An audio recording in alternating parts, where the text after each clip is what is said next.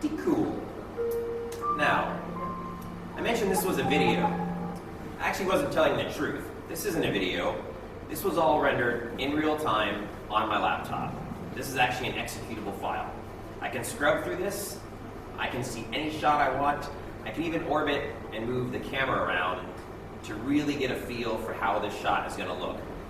As the directors were working on this, as the creators were working on this, they were able to make extremely cool creative decisions right inside the Unity editor without ever having to render a frame, without having to do anything. Everything is real time.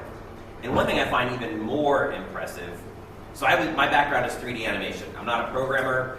My background is, like I said, doing 3D characters. Imagine being able to move your light sources around with the director inside of a room and being able to decide exactly how you want that shot to look. Change the color palette, change the textures, change the look. If I go back here to earlier in the story, look, all that smoke is actually rendering in real time. We have all these amazing post-processed effects. Things that you only find normally in a high-end color correction suite or a color grading suite. All of that stuff is now capable in Unity, in the editor, all in real time.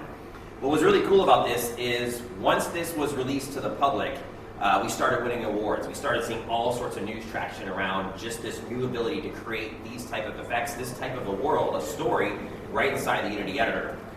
And what actually happened was, not only did we win some awards, a prestigious award called the Webby was one of them, it actually started to bring out some other people, bring out some other news articles, and people started seeing it. And one person who took particular interest in this was a guy named Neil Blomkamp. He actually directed District 9. And he actually approached Unity and said, hey, you know what? It would be cool if we worked together, collaborated, to maybe do a longer, maybe a feature film or a shorter film. So that's exactly what we did. We worked with Neil, and we were really proud that about 2 months ago, we unveiled Adam 2. And in 3 days, on November 30th, we're going to unveil Adam 3. So I want to show you just really quickly a little story about Neil talking about creating Adam. It's about a 2-minute piece. Just how the most exciting thing about the project, without a shadow of a doubt, for sure, is the fact that we're doing it in real time. I love the idea of environments that you can explore at 60 frames per second, real-time simulation, real-time lighting, NVIDIA, GTX 1080 cards, and 64 gigabytes of RAM, and like a computational platform that can handle lots of data. All of those elements are really fascinating to me.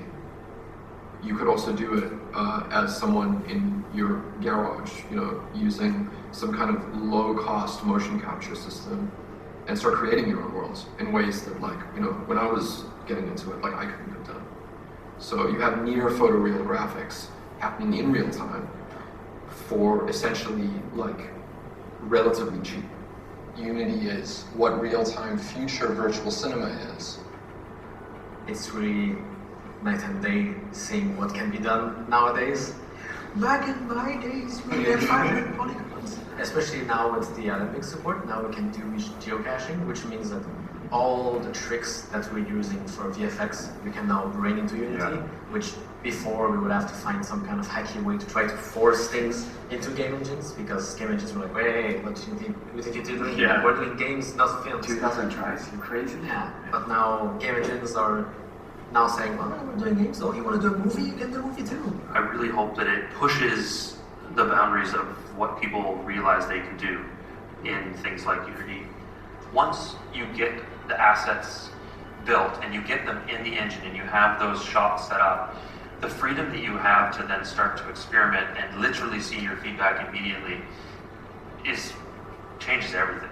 Neil and I can look at the piece and we're like, well, let's just tweak this. Why don't we just move the camera up here a little bit or down there a little bit? If you were on set shooting a real thing and we're looking through the camera, we're like, okay, we kind of found it. The DOP might quickly go grab a light and just move it over or grab a flashlight from someone and put it down on the floor just to get a little ping. This one is interactive just like it is on set. And so in some ways it actually mimics real life even more.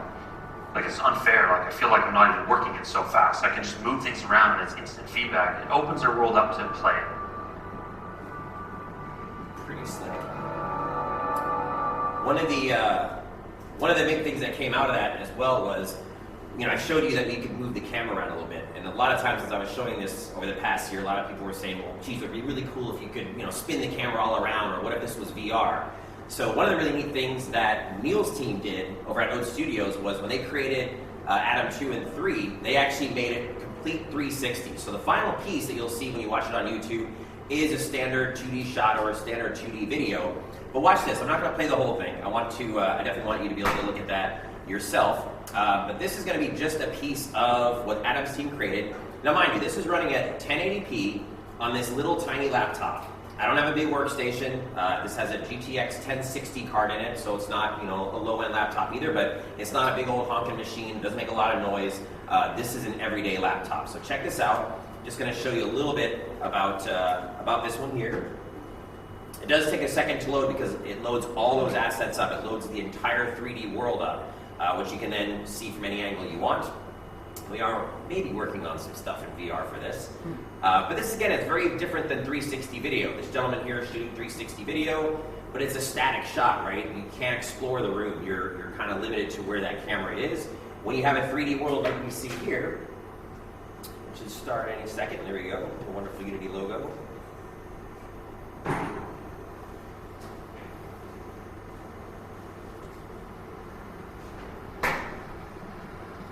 You want to know what you are. It's all an engine. I can stop it. I can scrub. I can use my mouse to. Sorry. I can orbit all around. Come on, there we go. There we go. I can orbit all around. I can see this from any angle I want. When I worked at Autodesk a number of years ago, I was lucky enough to go on set for Avatar. And we were able to do some stuff like this, but it was really low polygon stuff. Nothing was rendered. It never looked the way it was. We can composite this in real time over real plates and see exactly what this is going to look like in the final feature film, but all in real time. I'm going to save this story for you guys to look at later. If you just go on YouTube, search for Adam, and you'll find it. I just want to also show you just a couple things that was some of the press that we got. A lot of neat things. This really, I was amazed how much was out there. Really just showing what Unity can do, how it can change filmmakers' lives. So really, really cool stuff here. And then at Unity, we always love to show how we created things. So we've got a whole blog post out there. If you go to unity.com/madewith it'll bring you to this, where you can see a lot of stories. You'll see some of our employees, Adam talking. Sorry, not Adam. Chris talking about how they created this. And then we also had our own Matthew Mueller gave us step-by-step of some of the work we did to create this as well. So we always try to share this information with you. It's all out there. It's just, Google it, Bing it, however you want to find it. Really, if you just go to unity.com/madewith, you'll find all of this stuff out there. So really good, really, really cool stuff there. I did mention 360 video, so I want to show you something actually inside.